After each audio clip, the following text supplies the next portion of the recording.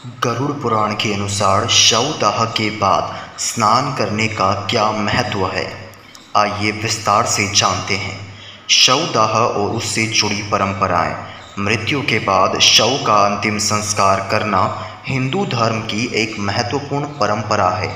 इसे शवदाह कहा जाता है, जिसमें मृत व्यक्ति के शरीर को अग्नि में हवाले कर दिया जाता है। यह प्रक्रिया शरीर के पंच महाभूतों पृथ्वी, जल, अग्नि, वायु और आकाश में विलीन करने के लिए की जाती है, ताकि आत्मा अपने कर्मों के अनुसार अगले गंतव्य की यात्रा कर सके। गरुड़ पुराण के अनुसार यह एक पवित्र कर्म है जो जीवन चक्र को पूर्ण करता है। शवदाह को हिंदू धर्म में अत्यंत महत्वपूर्ण माना जाता है, क्योंकि यह आत्मा को उसके शरीर से पूर्ण रूप से मुक्त करने की प्रक्रिया है।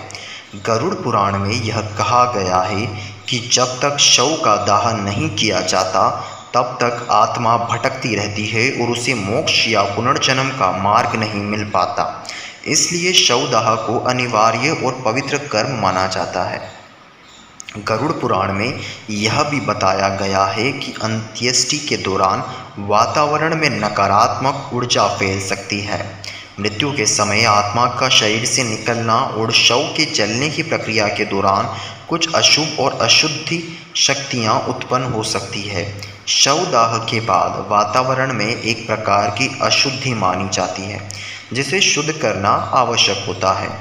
यही कारण है कि मृत्यु के बाद कई प्रकार के धार्मिक अनुष्ठान किए जाते हैं, ताकि इस अशुद्धि को दूर किया जा सके और वातावरण को शुद्ध किया जा सके। शवदाह के बाद स्नान का महत्व। शवदाह के बाद स्नान करना हिंदू परंपरा में एक अनिवार्य और धार्मिक क्रिया मानी जाती है। गरुड़ पुराण में इस क्रिया को अत्यंत महत्वपूर्ण और आवश्यक बताया गया है। इस पुराण के अनुसार शवदाह के बाद शरीर और आत्मा दोनों को शुद्ध करने की आवश्यकता होती है, ताकि मृत व्यक्ति की आत्मा को शांति मिल सके और जीवित व्यक्तियों को भी किसी प्रकार की अशुद्धि से मुक्त किया जा सके। शारीरिक शुद्धि। शवदाह के दौरान व्यक्ति का शरीर कई प्रकार की नकारात्मक ऊर्जा और अशुद्धियों के संपर्क में आता है। मृत शरीर से निकलने वाले जीवाणु और अन्य अशुद्ध तत्व वातावरण में फैल सकते हैं। इस कारण दाह के शामिल होने वाले लोगों को स्नान करके शारीरिक शुद्धि करनी आवश्यक होती है। गरुड़ पुराण के अनुसार यह शारीरिक शुद्धि केवल स्वास्थ्य की दृष्टि से ही नहीं, बल्कि आध्यात्मिक शुद्धि के लिए भी महत्वपूर्ण होती है। आध्यात्मिक शुद्धि। गरुड़ पुराण में यह कहा गया है कि शवदाह के बाद केवल शरीर ही अशुद्ध नहीं होता, बल्कि व्यक्ति की आत्मा और उसके आसपास की ऊर्जा भी प्रभावित होती है।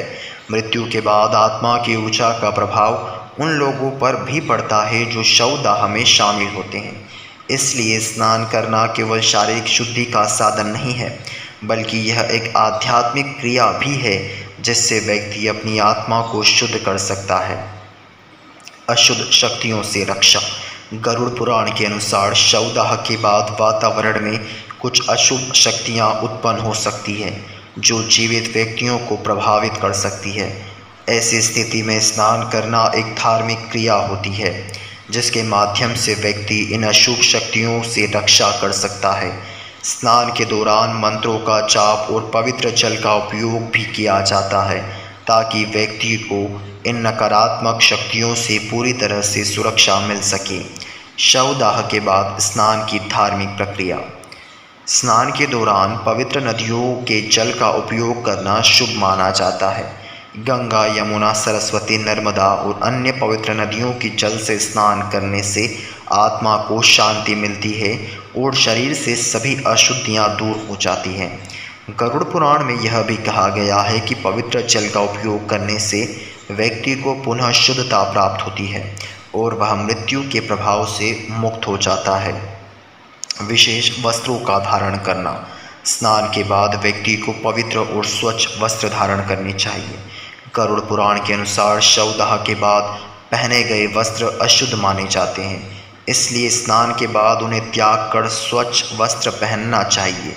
यह क्रिया व्यक्ति को शारीरिक और मानसिक रूप से शुद्ध करती है और उसे किसी भी प्रकार की अशुद्धि से मुक्त करती है।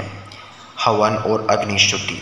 शवदाह के बाद घर में हवन करना एक प्राचीन और महत्वपूर्ण परंपरा है, जिसे गरुड़ पुराण में भी विशेष रूप से महत्व दिया गया है।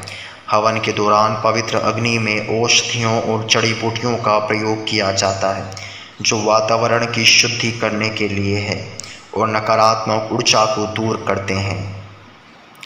शवदाह के बाद स्नान का महत्व केवल धार्मिक और आध्यात्मिक दृष्टिकोण से ही नहीं, बल्कि सामाजिक और मानसिक शुद्धि के रूप में भी देखा जाता है। गरुड़ पुराण में यह कहा गया है कि दाह के बाद व्यक्ति मानसिक रूप से अशांत और तनावग्रस्त हो सकता है, क्योंकि मृत्यु के दृश्य और आत्मा की यात्रा के बारे में सोचने से व्यक्ति पर मानसिक प्रभाव पड़ते हैं, जो बहुत ही कष्टदायक होते हैं और व्यक्ति को काफ़ी पीड़ा का सहन करनी पड़ सकती है।